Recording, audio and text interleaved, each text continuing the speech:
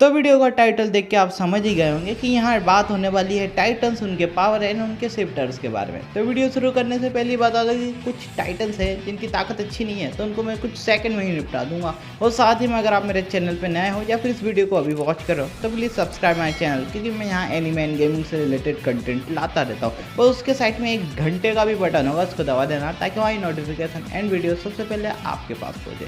तो लगभग 9 टाइटन्स हैं और इनको फटाफट ख़त्म करते हैं। तो चलिए शुरू करते हैं अपनी वीडियो को। So now let's begin. तो सबसे पहले शुरू करते हैं उस टाइटन से जिसने वॉलमारिया के ऊपर से झाँक लिया था। जी हाँ दोस्तों, मैं बात कर रहा हूँ कोलोसल टाइटन की। बेसिकली इसके दो नाम और हैं, जैसे कि god of destruction and Eastland devil. इसके होल्डर के बारे में बात करें तो सबसे पहले वर्थ होल्ड हूवर इसे होल्ड करता था, लेकिन अब एडमिन इस टाइटन को रखता है। पहले इसके हाइट के बारे में बात करें तो लगभग 60 मीटर इसकी लंबाई है, जो कि बहुत ही ज़्यादा है, जिसने वॉलमारिया के ऊपर से भी झाँक लिया था। एबिलिटी यानी कि पावर्स के बारे में बात करें तो इसकी जब 60 मीटर हाइट है तो इसकी मुट्ठी तो इतनी बड़ी होगी कि आधा गांव सरका दे। दूसरी पावर है एक्सप्लोसिव ट्रांसफॉर्मेशन, यानी कि अगर फॉर द एग्जांपल अगर आपने अटैक ऑन टाइटन का सीज़न 4 देखा है, जहां आर्मिन इस टाइटन में ट्रांसफॉर्म होता है, तो उसने पूरा पोर्ट को ही तबाह कर दिया था, जो कि है एक्सप्लोसिव ट्रांसफॉर्मेशन। एंड दूसरा है स्टीम, यानी कि भाप।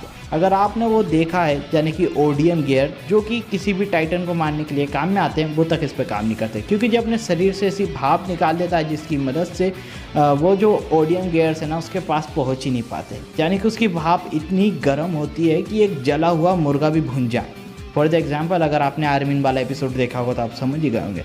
लेकिन इतना विशाल का शरीर होने की वजह से इसकी स्पीड बहुत ही कम है, यानी कि लौंडा ढंग से भाग नहीं सकता। तो चलिए बढ़ते हैं अपने अगले टाइटन की तरफ।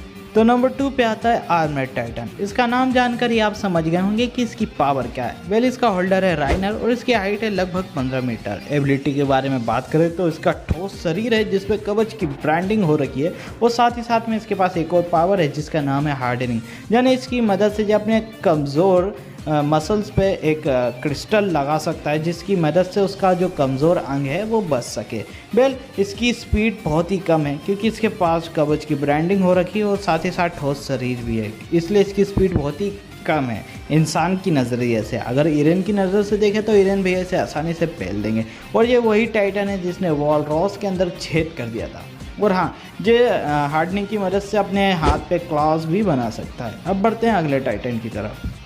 चलिए अब बात करते हैं नंबर 3 यानी कि फीमेल टाइटन की, और इसका होल्डर है एनी लायन हार्ट। इसकी हाइट लगभग 14 मीटर है और पावर यानी कि एबिलिटी के बारे में बात करें तो ये हैंड टू हैंड कॉम्बैट में बहुत ही अच्छा है, और साथ ही में इसके पास क्रिस्टलाइजेशन की पावर है और इसकी स्पीड भी बहुत अच्छी है, और साथ ही साथ ये हैंड टू हैंड कॉम्बैट और कॉम्बिनेशन भी अच्छे मार सकती है, यानी कि मार्शल आर्ट में महारत हासिल किया है। और रही बात क्रिस्टलाइजेशन की, अगर किसी कारणवश एनी के ऊपर अटैक हुआ जिसकी वजह से उसे टाइटन के अंदर से निकाल दिया जाए, तो वो अपने आप को क्रिस्टलाइज कर सकती है, जो कि किसी के बाप से भी नहीं टूटने वाला जब तक इरेन उसे तोड़ता नहीं।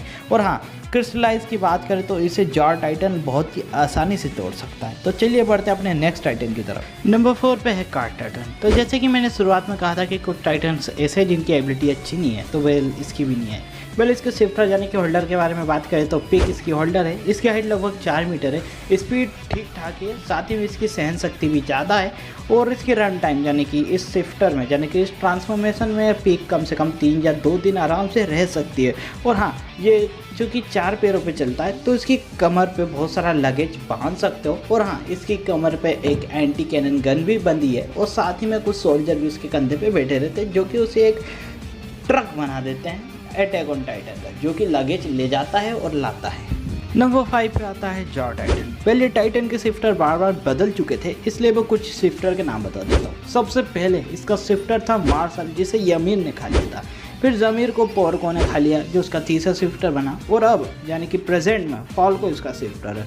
और ये टाइटन के अंदर विंडो 11 इंस्टॉल है, जो कि बार बार अपडेट होती रहती है, यानी कि टाइटन के ट्रांसफॉर्मेशन में बार बार बदलाव आ जाते हैं। वेल, सभी टाइटन में ट्रांसफॉर्मेशन में बदलाव होते हैं अगर उनका शिफ्टर बदल जाता है। और एबिलिटी के बारे में बात करें तो भैया इनके पास है पावरफुल जबड़ा, जो कि आराम से उस क्रिस्टलाइजेशन को तोड़ सकता है जिसे एनी ने अपने ऊपर कवर किया था। और साथ ही में वारहैमर टाइटन के शिफ्टर को भी इसी टाइटन के जबड़े से तोड़ा गया था, जिसको आयरन ने खाया था। और इसके क्लॉज भी बहुत ताकतवर है, जो कि उस क्रिस्टल को आराम से तोड़ सकती है। और साथ ही में इसके पास है बहुत ही ग्रेट स्पीड। और हाँ, इसकी हाइट लगभग 5 मीटर है, यानी कि कार्ड टाइटन से थोड़ा ऊपर। अब बढ़ते हैं नंबर 6 पर। तो नंबर 6 पे आता है बीस्ट टाइटन, जिसका शिफ्टर यानी कि होल्डर है जैक येगर। इसकी एबिलिटी की बात करें तो ये फेंकने में सक्षम है, यानी कि इसका थ्रोअर कमाल का है और इसने लगभग सर्वे कॉप्स के सभी मेंबर्स को मार ही दिया था और साथ में लीडर को भी। इसलिए मुझे इसके ऊपर बहुत गुस्सा आता है कि काश ये रियल लाइफ में होता और मैं इसको निपटा देता। हालांकि लेवा इससे 2 बार लड़ चुका है और शायद तीसरी बार में इसकी गांड फाड़ दे।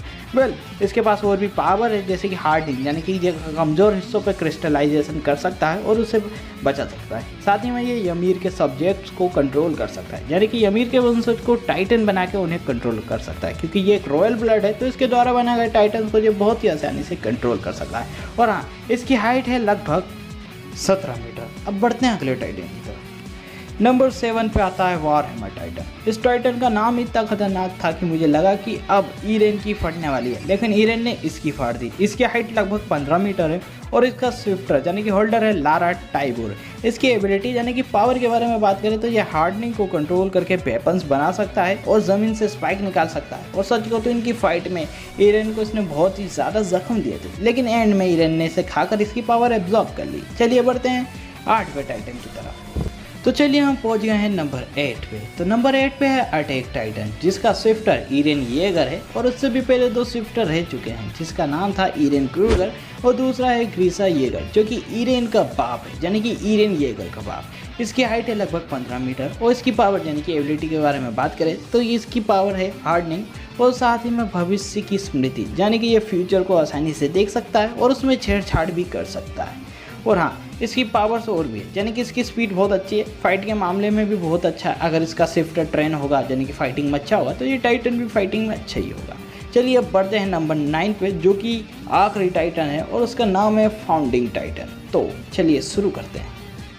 तो अभी तक आपने जितने भी टाइटन्स के नाम सुने हैं वो इसी टाइटन की देन है, यानी कि फाउंडिंग टाइटन की। इसके शिफ्टर के बारे में बात करें तो उसका शिफ्टर थी यमीर फ्रीज और इसकी हाइट है लगभग 13 मीटर। इसकी एबिलिटी के बारे में बात करें तो इसके पास titan creation, titan behaviour control, memory and body manipulation, telepathic communication and etcetera.